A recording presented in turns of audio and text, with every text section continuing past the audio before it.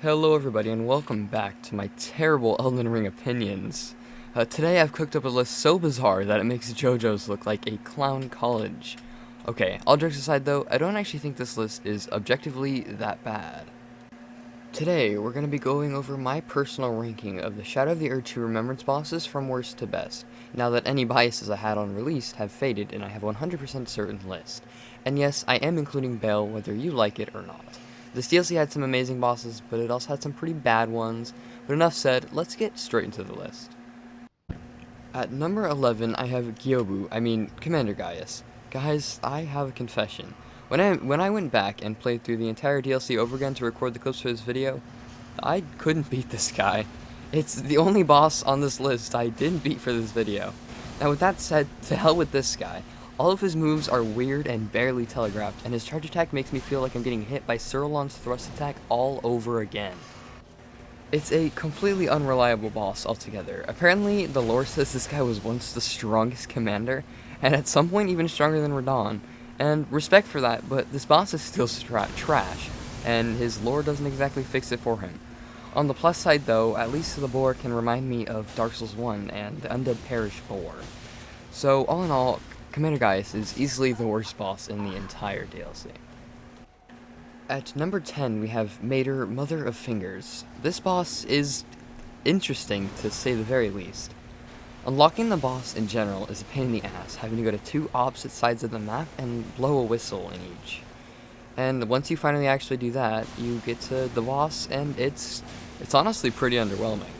The attacks are just weird, and even its second phase, transition, is just not as cool as it should be.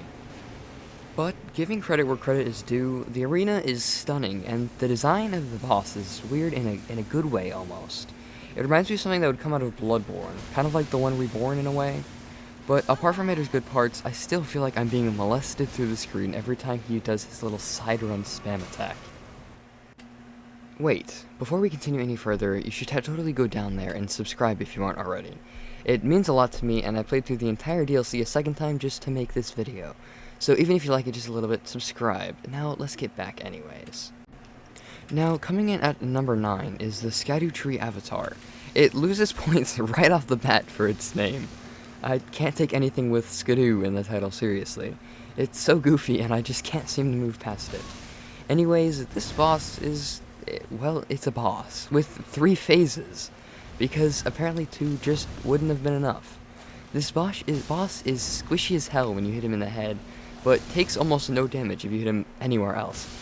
His second phase dash attack is annoying, but not exactly unfair, and a lot of the attacks where vines pop out of the floor, I personally couldn't figure out how to dodge it. It seemed like even when I spot dodge it, I get hit by it regardless. On the bright side, the arena is one of the most unique I've seen in a Souls game, and I love the addition of being able to riposte him after phase 1 and 2 to deal a little bit of extra damage to help with the next phase. But all around, a fairly decent boss, but definitely questionable in quite a few aspects. At number 8, I have Romina, Saint of the Bud. I feel like I would have liked this boss a lot more if it had a proper introduction.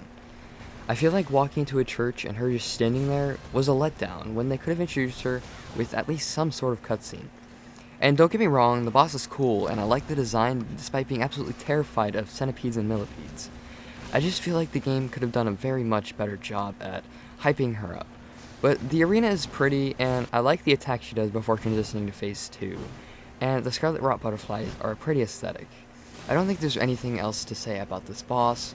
It's pretty middle of the pack, and it's pretty interesting, but very telegraphed, and honestly on the easier side. But that's about it. At the number 7 spot, we have the Divine Beast Dancing Lion. The first boss of the DLC, and an extremely good start as well. His OST is easily my favorite of any Elden Ring boss, and I love how his fight is so dynamic, with constant changes to keep me and anybody else fighting him pretty entertained. His lightning phase is probably my least favorite. Random field lightning is always something I dislike about bosses if they have it. Definitely some points marked off there. This boss was also originally going to be way higher on this list, but after discovering the Deathblight variant in Rao Ancient Ruins, he also definitely had a few points ticked off for that one. But overall, this boss was an amazing start to the DLC, and overall, I have very little complaints. I don't actually know the lore behind this guy, so as far as I'm aware, It's really just two giant dudes who are trying to kill me in a giant lion costume.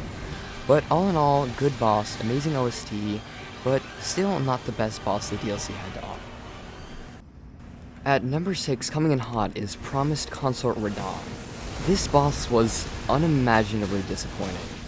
If you do Onswalk's questline, the build-up is a bit better, but this was a letdown regardless. The first phase is easy and repetitive, only having like 5 moves to choose from, only one of which being kind of difficult to dodge, and his second phase kinda just sucks. The only reason he is this high is because Miquella gives him a sick hairdo. I don't want to stay on this boss for too long, because it disappoints me even thinking about it. And I hate how the only implication of it being Mohg's body is the one blood flame attack that he has. They could have at least given him like 2 or something, since it is literally Mohg's body, but whatever, I'm not Miyazaki or anything. But overall, just an overwhelmingly big disappointment. Easily could have been so much better than it really was. Holding the number 5 spot is the Putrescent Knight. First off, just wow. I know you can see, and this arena is absolutely stunning and very reminiscent of Metyr's arena. I'm a sucker for areas that look like this, Shiafa River and Nokron being no exception. And the boss itself is actually pretty fun, besides it being Orphan of Kos on crack. Definitely giving him brownie points for a spin attack on the horse. The first time I saw it, I started immediately hysterically laughing, and it's gotta be one of the most goofy attack animations From Software's ever came up with.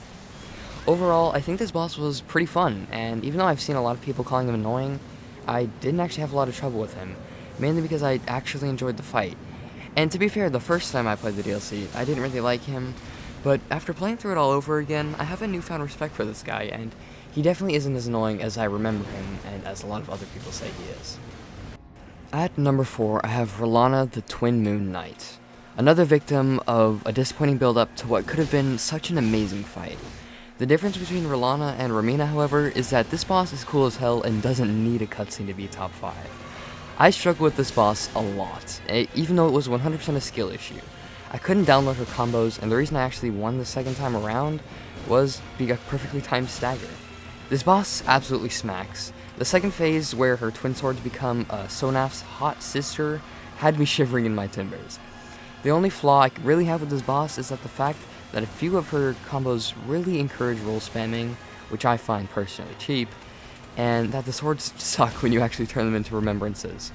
Overall, a very aesthetically pleasing and overall fun boss, very deserving of her placement on this list.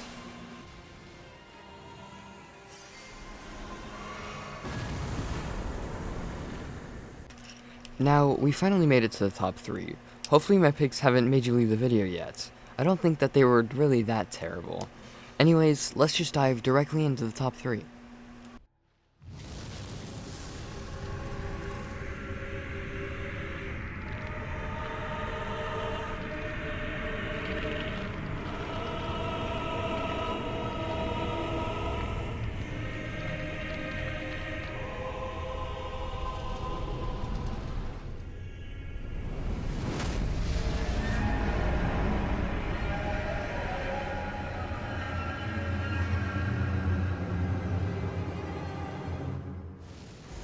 At the number 3 spot, I have Midra, Lord of Frenzied Flame. I have yet another confession. I didn't enjoy this fight as much as a lot of other people did, but it was still absolutely awesome. It was cool, and it was fun, and it was fair. But he was a little bit too easy for my liking. His moves are so telegraphed that a 30-year-old tortoise could react fast enough to dodge his attacks. Unfortunately, I have a smaller reaction time than said tortoise. But other than it just being a really easy boss, he is cool as hell. The cutscene after you kill the version of him with the head is absolutely awesome. Graphic, sure, but just so cool. It literally gave me goosebumps, and that, my friends, is how you introduce a boss. Even if said boss is an easier fight than a Crunchwrap Supreme versus a Victorian child's digestive system. And don't get me started on his grab attack. That should have been a one-shot, and I wouldn't have complained. Overall, a fair and cool boss. I just wish he had a little bit more health. Those stripped of the grace of gold shall all meet death.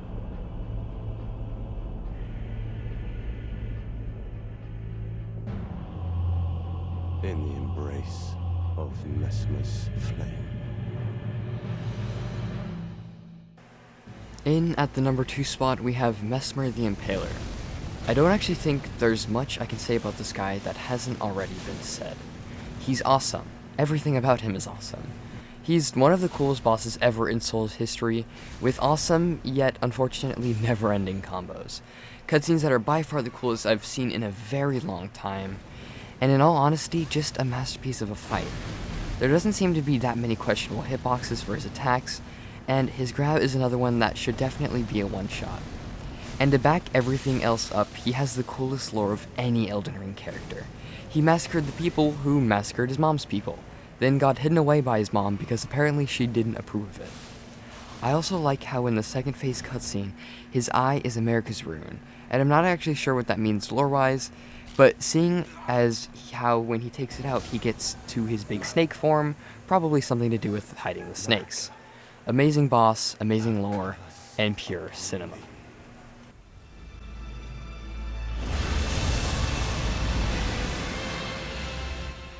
And at the beloved number 1 spot, holding it down, is Bayle the Dread. Well, if you didn't disagree with me before, you probably do now. But I have my reasons. Bayle is absolute peak cinema. This guy dogged on Placidusax, and then dipped to a random mountain where he tried his best to recreate the Placidusax arena. He's a wannabe Placidusax, but still manages to be an even better and funner fight. Not to mention Egon's questline, a Moby Dick story that was even better than the original book. Not really, but you know what I mean. Regardless, Bayle is an absolute fun boss to fight. I enjoy every attempt against him, and Egon's award-winning voice acting literally never gets old on top of it. I love Bayle the Dread, and nothing could ever make me not. Even if he isn't technically Remembrance boss, he is in my heart, and it is easily my favorite From Software boss I have ever fought in my life.